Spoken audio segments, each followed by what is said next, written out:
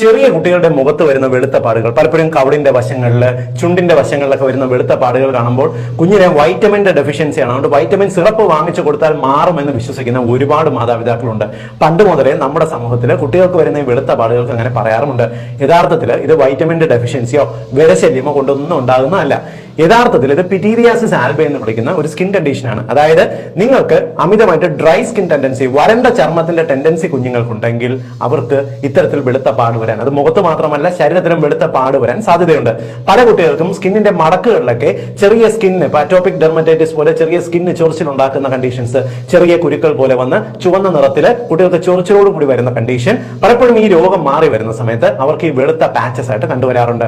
പലപ്പോഴും ഈ പ്രോബ്ലത്തിന്റെ പേരിൽ വൈറ്റമിൻ സിറപ്പ് കൊടുക്കുക, വിരക്ക് ഇടയ്ക്കിടയ്ക്ക് മരുന്ന് കൊടുക്കുക ഒക്കെ ചെയ്താലും ഇത് മാറാറില്ല.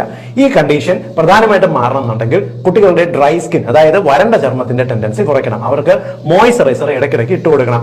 ഒരിക്കലും അവർക്ക് കയ്യിൽ കിട്ടുന്ന പൗഡറുകൾ വാങ്ങി മുഖത്തിടുകയോ പലവിധ ലേപനങ്ങളോ ക്രീമുകളോ ഡോക്ടറോട് ചോദിക്കാതെ ചെയ്യാതിരിക്കുകയോ ചെയ്യരുത്. കുട്ടികൾക്ക് ധാരാളമായിട്ട് വെള്ളം കൊടുക്കുക. ഡ്രൈ സ്കിൻ ടെൻഡൻസി അമിതമായിട്ടുണ്ടെങ്കിൽ, സ്കിന്നിന് ചൊറിച്ചിലൊക്കെ ഉണ്ടെങ്കിൽ അതിന് കൃത്യമായിട്ട് ഡോക്ടറുടെ നിർദ്ദേശത്തിൽ മരുന്ന് കൊടുക്കുക. ഈ വെളുത്ത പാടുകൾ മാറും. അല്ലാതെ വൈറ്റമിൻ സിറപ്പ് കൊടുത്തിട്ട് കാര്യമില്ല.